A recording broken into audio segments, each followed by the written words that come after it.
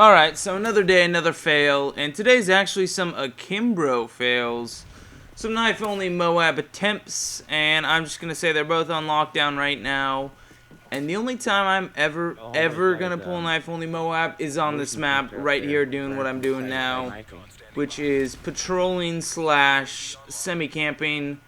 And I have my portable radar just for more like a double check, because generally, like I've said before, I just sound whore to the max with SitRep Pro, and I don't really look at my radar that much. Just portable radar is just kind of for that double check. And I'm a hipster, so I don't use specials when I go for the knife-only Moab. I actually like ballistic vests better. They're just better than specialists, you know. It's better than having lightweight and all that shit. Because just being able to survive more bullets when you're knifing only, that's just too fucking good right there. And this room right here, it's just so easy to get Moabs on. Just if you even have like a good TV volume or just turn the TV up a bunch, you can get Moabs on here. Just somewhat sound whore, you know, have a radar thingy down and you should be good. But anyway, it's a nice Wednesday morning. I forget the days of the week over the summer. But I guess it's going to go and extend just beyond summer now, because I don't even have school for the next 6 months, which is going to be really awesome because, I mean, I've liked school a lot, don't get me wrong, but when you're doing the same fucking thing since after kindergarten, essentially, you know, oh, go to school for like 9 months, get like 2 months off, and then just keep doing that same thing for 13 years, you know, I think generally you want a break, and I don't want to go right off to college. I really don't. I mean, there's nothing wrong with that. Okay, well, the thing is, I'm working technically, and I'm, you know, basically paying taxes and doing my part as an American citizen, and, you know, it's better than going abroad or something, because, you know, some kids do that. And just one time in my class, in my political science class, which was more of an educated, you know, honor roll kid, you know, try hard AP kid, basically the super hard kids. They were all in that class, and our teacher basically had us go around the room and say what we were going to do after high school. And a lot of these kids were like, oh, I'm going to some, you know, crazy expensive college that I'm going to probably go into debt for and all that shit.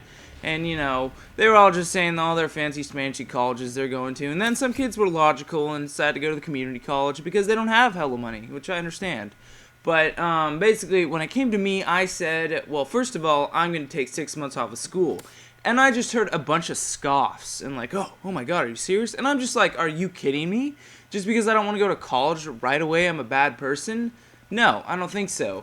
And I just basically went on to say, you know, you're all going to be taking out student loans and, you know, technically be making the economy worse. And theoretically, in the long run, you could make it better, you know, if you actually do go down and, you know, follow this profession you've been, you know, training and working for.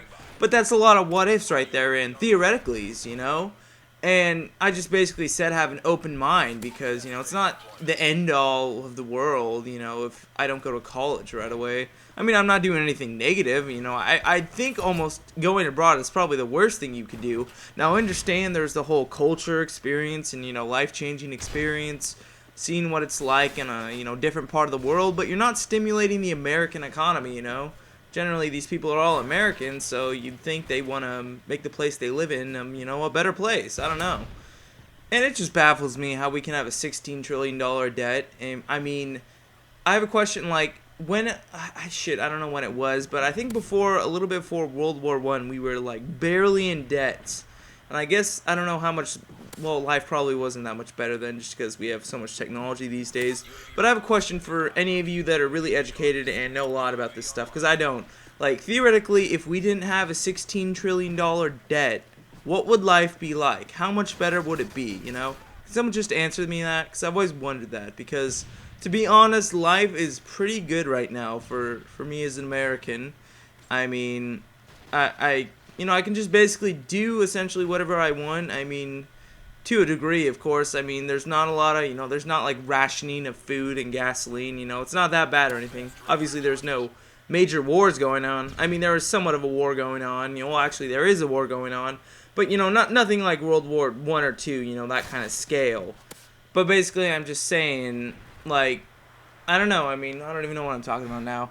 I'm just kind of tired right now, but, I mean, I have so many questions I always ask myself that I don't think there would ever be a proper answer to, or, like, a real answer could be given, because it's just so hypothetical that no one's ever thought about it. that, like, it could really happen, you know? Like,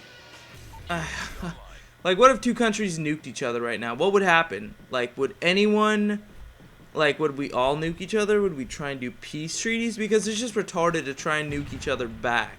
Because that would literally be the end of the world, you know? I don't know. Anyway, I get really close right here, and always at that doorway, I fuck up. Always pisses me off. I'll see you later. Fuck the ump. Just fuck it.